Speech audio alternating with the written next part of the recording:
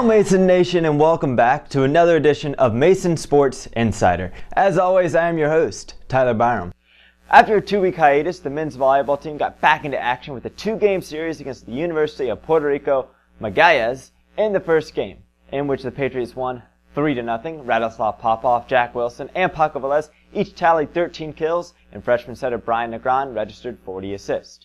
In the second matchup, the Patriots were able to defeat Magallanes once again in similar fashion to the night before. Mason almost never trailed in the entire match except for in the second set. Teams went back and forth for the entirety of the set, holding a 24-21 lead with match point looming. Puerto Rico Magallanes scored 3 points in a row to force extra points in the set. Mason would go on to record the set victory 27-25 en route to the victory that puts them at 7-9 overall on the season. What are some of the things that you guys are going to look forward to improving on going into the next match? Well, obviously missing less serves, making all our serves, focus on our defense. We need to get more balls up, but just keep improving. We're going to have to really transition our block defense a bit. They play a little higher sets, a little higher ball, and that means we're going to have to slow down our blocking a little bit. And if we don't time it well, there's going to be a lot of tool opportunities for Sacred Heart. The team returns to EIVA play this weekend with all games remaining in the schedule being against conference opponents. Wrestlers Greg Flournoy and Jake Kettler participated in the NCAA championships in St. Louis, Missouri this past weekend. Both Patriots fell in their first matchups of the championships as Flournoy lost to Chad Walsh of Ryder 2-1 and Kettler to Evan Knutston 6-2. However, Flournoy was able to win his wrestle-back round matchup against Brandon Zarup from Eastern Michigan 9-6 to advance to the next round of the consolation bracket. In his next match on Friday, Flournoy fell to Drexel's Noah Blanco 3-1, ending his season with a 27-12 record as a junior.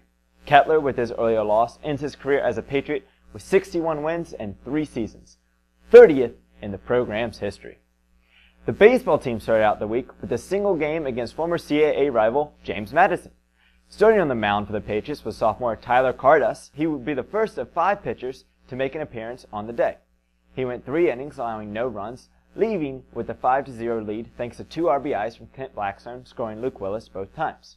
From there, a total of 8 players from Mason would record a hit, including Ray Toto, who hit his first home run of the year as the Green and Gold defeated the Dukes 8-5.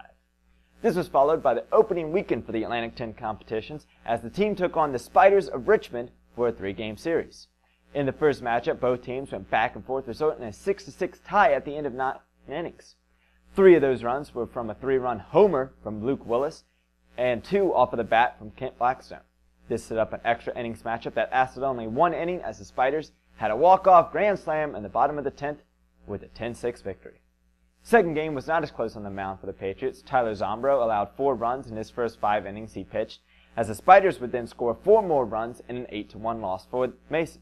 The lone run was off a homer from Tyler Nellen, but the rest of the game, the Richmond pitchers were able to shut down the Mason roster.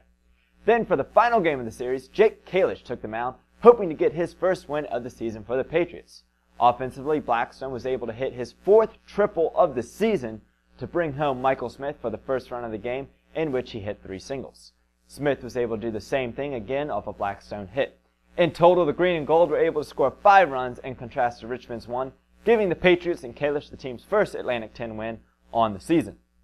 After the 4-game week, Mason now stands at an 8-11 record on the year, with 5 games coming up this week. After the 1-2 record in A10 play, leaving Richmond, the Patriots are now in the bottom half of the conference standings with nearly 30 games remaining on the year. More than 2 weeks after the originally scheduled match, the men's tennis team faced the Tribe of William and Mary. Unfortunately, the wait for the team resulted in a 6-1 loss, with Mason losing all of the doubles matches and winning only the number 1 singles match as Jimmy Lange defeated Will Judgens 6-3, 6-0. On Sunday, the team was intending on traveling to St. Joseph's for another matchup in conference, but the snow in the north postponed the match. The women's tennis team fell to A10 opponent Richmond 6-0 this past weekend, losing all of the 9 matches. But trying to rebound against the University of the District of Columbia Firebirds on Sunday, the team came out with guns a-blazing. Starting with doubles, the Patriots recorded a win in all 3 of the matchups, winning in the doubles point, and followed it by winning 5 singles matches, one of them by default. All of the contested matches that Mason won only allowed their opponents to win 3 games total in each match. The victory gives the team their 10th victory on the season to go with 7 losses. Heading into this week, the women's lacrosse team Two Patriots were honored by the Atlantic 10. Sophomore Alexa McGovern was named A10 Player of the Week after scoring 7 goals in the team's 2 victories, and Taylor Carpenter was named A10 Rookie of the Week, allowing 18 goals on 2 games, both of which she received the W for. Hoping to add to her already impressive season, Carpentier and this team took on Liberty for the Patriots' home opener. The Flames got off to a quick start off the opening draw, but then a 10-minute scoring lull followed from both sides. Liberty would end up scoring drought to go up 2-0, but then Mason would respond with a 3-goal run, 2 of them being scored by Jacqueline Spaulding. Trailing 4-3 at half, Liberty continued to score to take a 6-3 advantage, and in an attempt to come back, Melissa Lobacaro and Alexa McGovern both scored 2 more goals each for Mason, but it would not be enough as the team lost Liberty 11-7. The team would then face Longwood in their last out-of-conference game on the season. It was another nail-biter for the Patriots, which was a game of runs for both teams. The Patriots got started by going up an early 3-0 thanks to 2 of Jacqueline Spaulding's 5 goals in the game. Longwood would then rebound with 5 goals in a row of their own, followed by 3 by Mason. This continued up until the final minutes when the Green and Gold held a 13-10 lead. The Lancers, however, climbed back and scored in the final 3 goals to force an overtime period. In overtime, Mason would scored 3 goals of their own to hold on to the 16-13 victory. The win pushed the Patriots up to 5-3 on the season, up near the top of the Atlantic 10 standings. However, with no conference games yet, there is still plenty of room to alternate spots. The softball team has a busy week, starting with a doubleheader against Princeton. Both the games were closely contested and low scoring. It started with Casey Herring in the circle for the first matchup, who went 6 innings and only allowed a run. But thanks to an RBI single by Heather Ferguson and Christina Gabrielle, the Patriots won 2-1. In the second game, Christina Gabrielle pitched the entire game and kept the Tigers from scoring, which led to a walk-off RBI single by Angela Moran that brought in Lindsey Merkin for the 1-0 win. The team then opened up conference play against the University of Massachusetts in a home doubleheader on Saturday. In the circle, Sarah Kleinfelter started with the entire game with 5 strikeouts and the shutout. Thanks to 2 errors by the UMass defense, Mason was able to tally 5 runs en route to the team's 5-0 victory. 30 minutes later, Christina Gabrielle would start for Mason again. This time, the offense from Brooke Blankenship, who had 1 run and 3 RBIs, and Liz Seymour, who had 2 RBIs, as the team won 7-1 to start A10 play with a 2-0 record. The team would then play a single game on Sunday against UMass once again, falling for the first time in the Atlantic 10 season. Only 2 runs were scored for the Patriots by Julia Kuznicki and Mary O'Connor, while the Minutewomen scored 3 runs in the first and 6 in the 6th inning for a 9-2 win by UMass.